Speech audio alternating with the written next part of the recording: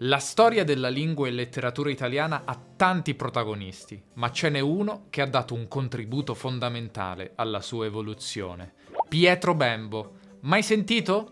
Non mi sorprende, Bembo non è molto conosciuto dal grande pubblico, ma parliamo di un individuo che ha determinato per sempre il corso dell'italiano e ha avuto la capacità di rendere ancora più grandi i grandi autori del Trecento. Le tre corone fiorentine, Dante, Petrarca e Boccaccio, di cui abbiamo parlato, grazie a un'intuizione vincente. La sua importanza è tale che alcuni gli conferiscono il titolo di quarta corona. Ciao a tutti, questo è Podcast Italiano, un canale per chi impara o ama l'italiano. Trovi la trascrizione di tutto quello che dico in questo video sul mio sito. Ti lascio il link in descrizione e attiva i sottotitoli se ne hai bisogno.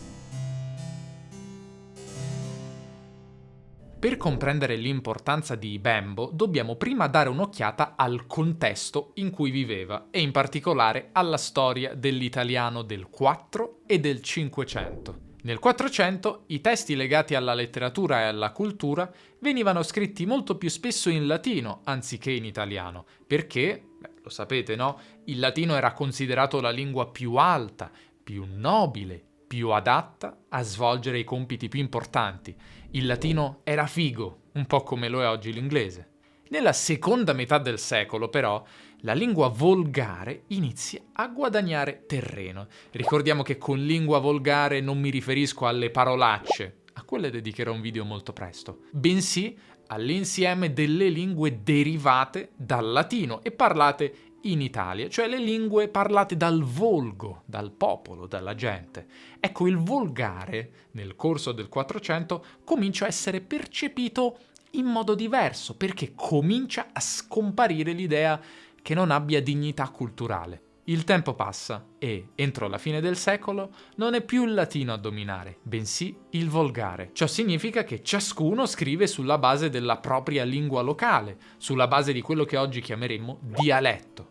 Non si tratta quindi del solo fiorentino, ma delle lingue di tutta l'Italia. A volte i tratti più regionali vengono rimossi, ma questo è un esercizio che soltanto alcune persone colte riescono a realizzare, e comunque in modo non sistematico, anche perché non c'è una lingua standard. Nel 500 si avverte la necessità di avere una lingua comune a tutto il territorio della penisola. I vari volgari vanno bene per la comunicazione regionale, ma ora è necessaria una soluzione adatta a un territorio più vasto. Oggi diremmo uno standard, appunto. Per di più, a inizio 500 si diffonde in modo vastissimo una nuova tecnologia, la stampa, e anche gli editori necessitano di un modello linguistico coerente che non cambia a seconda della regione che si considera. Immaginate se oggi non sapessimo se usare la versione siciliana, lombarda o toscana di una parola. Sarebbe un incubo. Esplode quindi un dibattito molto acceso.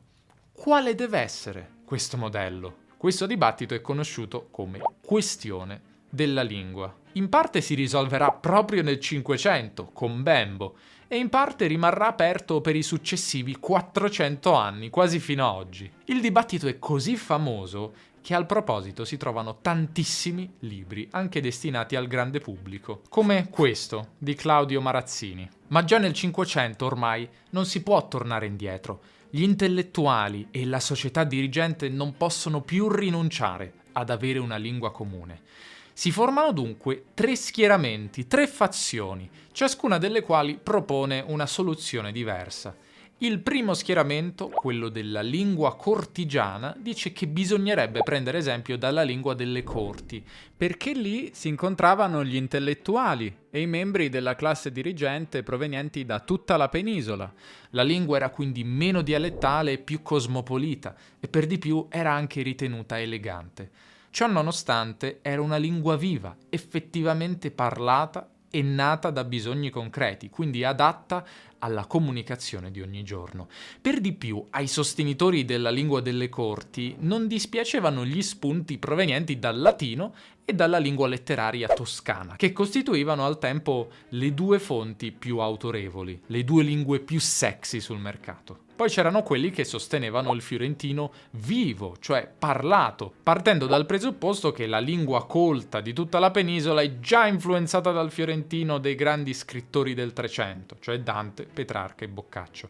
Insomma, è da Firenze che bisogna ripartire, ma non in direzione del Trecento, bensì del presente, cioè di quell'epoca. Bisognerebbe cioè prendere esempio dalla lingua fiorentina del Cinquecento, che in 200 anni ovviamente era un po' cambiata. Il terzo schieramento è quello del fiorentino arcaizzante, cioè del fiorentino che resta voltato verso il passato, di un fiorentino arcaico e in particolare del fiorentino delle Tre Corone. Non ci si pone proprio il problema della comunicazione quotidiana, perché per quello scopo ci sono i vari volgari regionali. Tutto ciò che conta è avere una lingua letteraria, artistica, per la cultura e per l'amministrazione. E l'unico modo per far sì che si imponga davvero è far leva sul prestigio dei grandi autori. È proprio questa la tesi di Pietro Bembo. Potremmo dire "Make Fiorentino great again"? No, non potremmo dirlo. Impari l'italiano? Forse ti interesserà sapere che sto lavorando a un corso di livello intermedio alto, che uscirà tra qualche tempo e ovviamente sarà una figata spaziale, come tutti i miei corsi, no? Dopotutto. Se ti interessa avere informazioni sulla prevendita, che ti permetterà di acquistare il corso prima di chiunque altro e di farlo a condizioni speciali, iscriviti alla lista d'attesa. Ti lascio il link qui sotto. Soffermiamoci quindi un momento sulla vita di questo importantissimo personaggio della nostra storia. Bembo nasce a Venezia nel 1470 da una famiglia nobile. Nel corso della giovinezza segue studi umanistici con molto rigore. Entra nel mondo culturale volgare quando collabora con il grande editore veneziano Aldo Manuzio, che al suo tempo era uno dei più importanti maestri di quell'arte rivoluzionaria e nuovissima che era la stampa. Per Manuzio, Bembo progetta una collana di classici italiani, curando tra le altre cose un'edizione di Petrarca e una di Dante. A un certo punto però Bembo decide di abbandonare Venezia e di cambiare lavoro per cercarne uno che gli permetta di dedicarsi a tempo pieno ai suoi studi. Prima va alla corte di Urbino, nelle moderne Marche, poi decide di fare carriera in ambito ecclesiastico e ci riesce, diventerà persino cardinale. Poi nel 1525 abbiamo l'evento più importante di tutti. Vengono pubblicate le prose della Volgar Lingua, cioè l'opera con cui Bembo espone e mette in pratica la sua tesi, cioè la tesi del fiorentino arcaizzante. L'opera, di cui parleremo tra poco, diventa subito popolarissima, perché fornisce finalmente una soluzione concreta, verosimile e completa alla questione della lingua. Sull'onda del successo, negli anni successivi Bembo ripubblica vecchie opere e ne pubblica di nuove, così da mettere in pratica la sua tesi sul piano linguistico. Insomma, non dice semplicemente che bisognerebbe scrivere in un certo modo e seguire un certo esempio. Lo fa, mostra chiaramente come applicare tutto quello che dice nelle prose. Il suo successo letterario è molto grande e presto Bembo diventa una celebrità. Infine il nostro Pietro muore nel 1547, lasciandoci un'eredità incredibile. Ma perché proprio Bembo riesce a ottenere così tanto successo? Perché è la tesi del fiorentino arcaizzante a vincere, sancendo così la sconfitta della lingua cortigiana e del fiorentino vivo? La risposta sta in un'idea vincente. Affinché un modello linguistico si imponga su tutti gli altri, deve trovarsi nel giusto equilibrio tra idealità e imitabilità. Deve essere un modello ottimo, ideale, che i parlanti, o scriventi più che altro in questo caso, già considerino praticamente perfetto, ma allo stesso tempo deve essere raggiungibile e imitabile. Insomma, è inutile proporre un modello perfetto ma completamente astratto, perché nessuno riuscirà mai a raggiungerlo, non avendo degli esempi concreti. Ma è altrettanto inutile proporre un modello semplice e facilmente imitabile, ma che non sia considerato ottimo, perché nessuno lo imiterebbe. Già quando dibatte a proposito della lingua latina, Bembo dice che è inutile prendere esempio da tutti i grandi scrittori, rubando qualcosa da ciascuno, un po' di qua e un po' di là. Visto che dobbiamo imitare, allora facciamolo bene e scegliamo solo il meglio del meglio, la crème de la crème. Bembo dunque applica la stessa riflessione alla lingua volgare e mette sotto i riflettori Petrarca, che in assoluto dovrà essere il massimo punto di riferimento, in particolare per la poesia, e Boccaccio, riferimento principale per la prosa. Questi due autori offrono un modello alto, imitabile e al contempo considerabile e considerato come il meglio del meglio che ci sia in italiano. Manca qualcuno, vero? Ma chi? Ah, sì, Dante. Anche Dante è un autore di prim'ordine, ma il suo uso della lingua per Bembo è troppo vario, perché passa dalle parolacce, dal turpiloquio, come merda e puttana, alle parole più delicate e nobili. Bembo, invece, vuole selezionare solo le parole migliori, più eleganti e perfette. Ed ecco perché è un grandissimo ammiratore di Petrarca, che scriveva esattamente con questo proposito, e per gli stessi motivi non era un fan di Dante.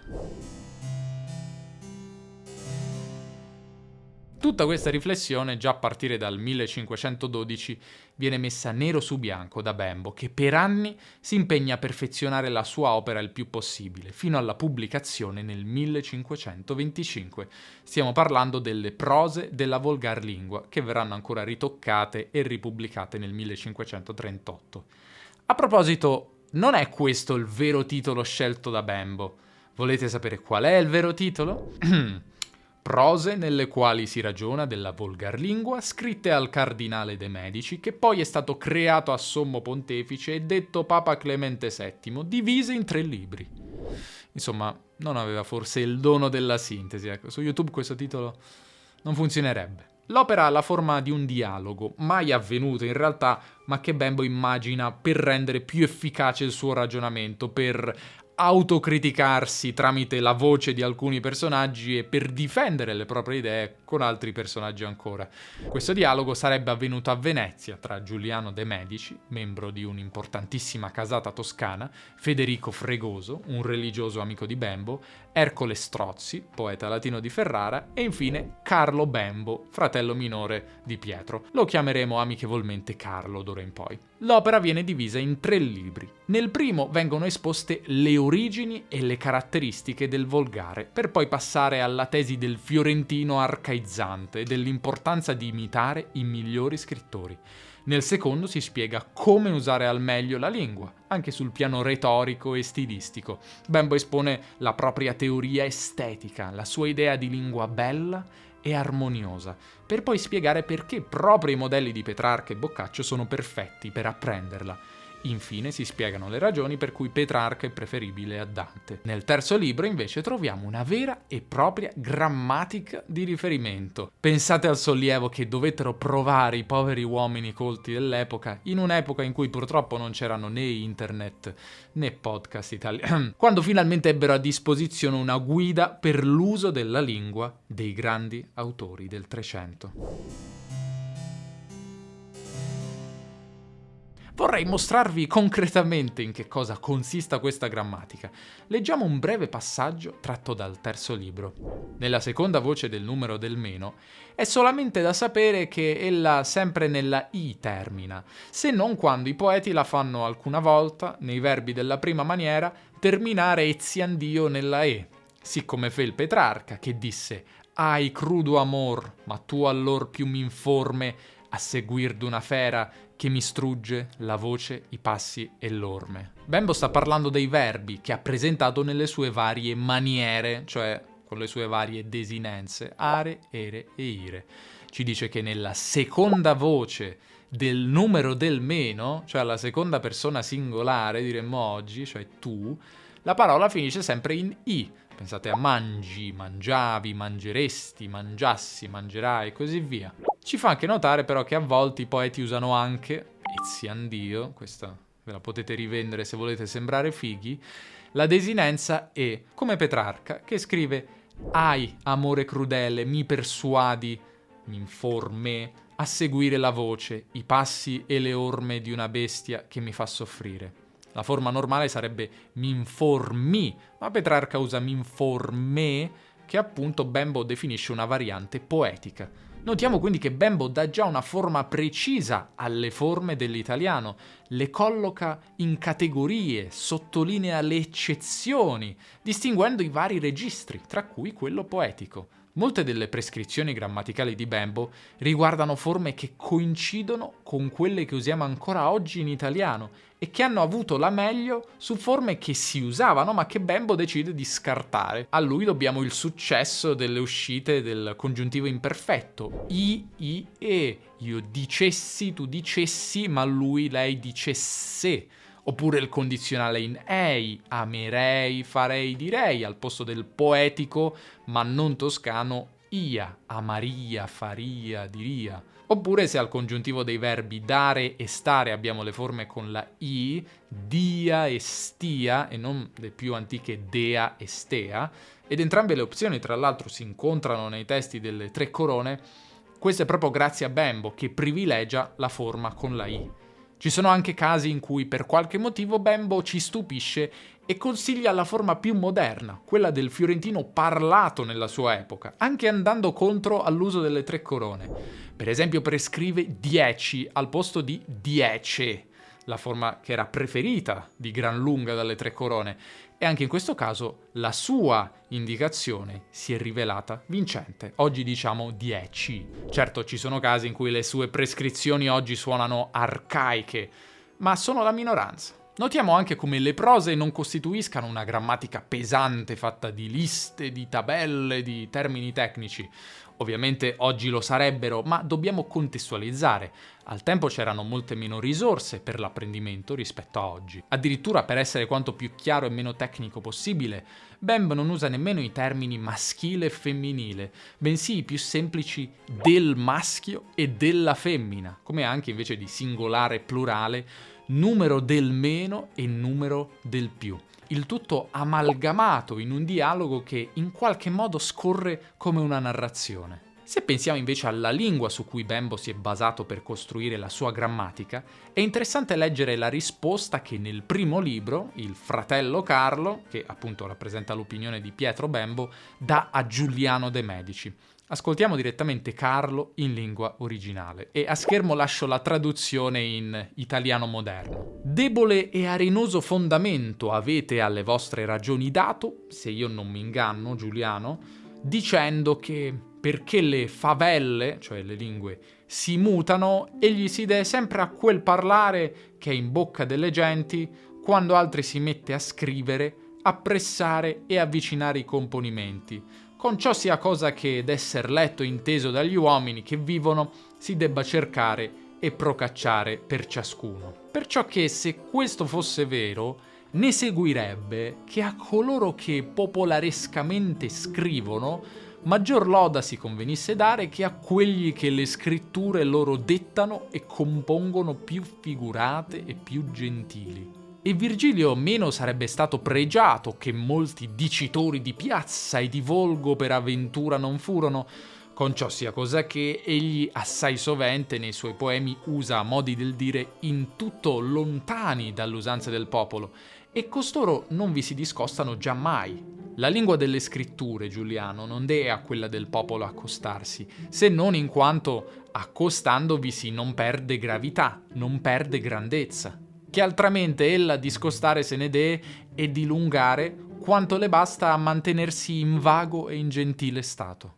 La lingua scritta, insomma, secondo Bembo, deve avere un modello autorevole, prestigioso, e quel modello si trova, se per esempio parliamo di lingua latina, nei grandi autori come Virgilio, e in italiano invece in Petrarca e in Boccaccio.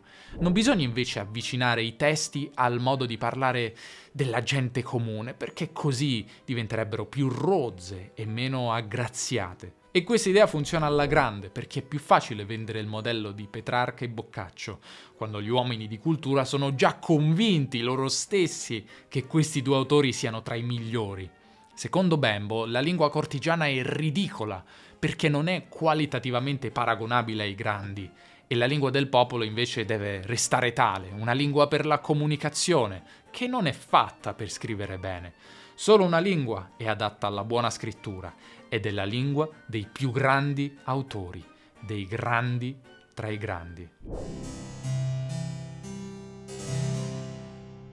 Con questo viaggio abbiamo capito che la storia della lingua italiana nel Cinquecento inizia a guardare al passato, perché si rivolge alle forme del Trecento ed è anche classicistica perché è legata all'imitazione dei grandi modelli. Vince l'idea secondo cui la lingua del popolo cambia sempre ed è quindi più fraintendibile e meno efficace sul lungo termine. La lingua dei grandi autori invece a suo modo è destinata a durare per sempre.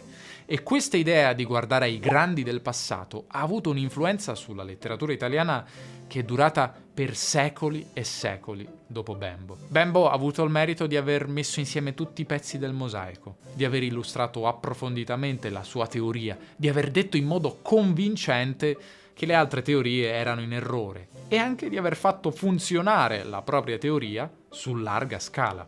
Il piano ha funzionato alla grande e Bembo con la sua opera diventa immortale. Certo, quasi nulla in realtà di ciò che Bembo propone è una creazione completamente originale. Petrarca e Boccaccio erano stati già proposti come modelli in passato e il primato della lingua letteraria era già stato teorizzato. Bembo non è stato il primo a scrivere una grammatica della lingua toscana, perché il primato va all'umanista Leon Battista Alberti, che circa 80 anni prima aveva scritto la sua grammatichetta, rimasta però inedita, che tra l'altro, se vogliamo, era in un certo senso più moderna, almeno per la nostra sensibilità, di quella del Bembo, visto che descriveva il fiorentino del suo tempo, del 400, e non imponeva modelli arcaici come fa Bembo. Era più descrittiva e meno prescrittiva. Ma Bembo non è nemmeno il primo ad aver scritto una grammatica che è stata effettivamente stampata. Qui il primato va alle regole grammaticali della volgarlingua di Giovanni Francesco Fortunio, pubblicate nel 1516, 9 anni prima delle prose di Bembo. Anche questa, tra l'altro, è un'opera ispirata agli autori del Trecento, sebbene molto diversa nell'impostazione rispetto a quella di Bembo, molto più schematica, con liste di forme da usare. Tra l'altro Fortunio accusò Bembo di avergli copiato la grammatica, accusa che Bembo rigirò a sua volta a Fortunio, accusandolo di aver copiato un suo libretto che già era in circolazione da qualche decennio. Comunque, come siano andate veramente le cose forse non lo sapremo mai, ma resta il fatto che la grammatica di Bembo ebbe la meglio ed ebbe un'influenza duratura. La nostra storia però non si ferma qui. La questione della lingua sarebbe andata avanti e il dibattito si sarebbe protratto fino a oggi. Tante altre teorie verranno proposte, ma alla fine il modello di Bembo rimarrà il più seguito. Per questo, per secoli, la lingua scritta sarebbe stata pesantemente influenzata dal modello di Petrarca e di Boccaccio. Dobbiamo ancora comprendere però perché questa lingua colta sia tutt'oggi così simile alla nostra. Per questo ti do appuntamento ai prossimi video. Fammi sapere se ti stanno piacendo i video di questa serie e se avevi mai sentito parlare della figura di Pietro Bembo. Ti ricordo di iscriverti alla lista d'attesa del mio corso intermedio alto per assicurarti condizioni speciali quando ci sarà la prevendita. Trovi il link qui sotto. Alla prossima!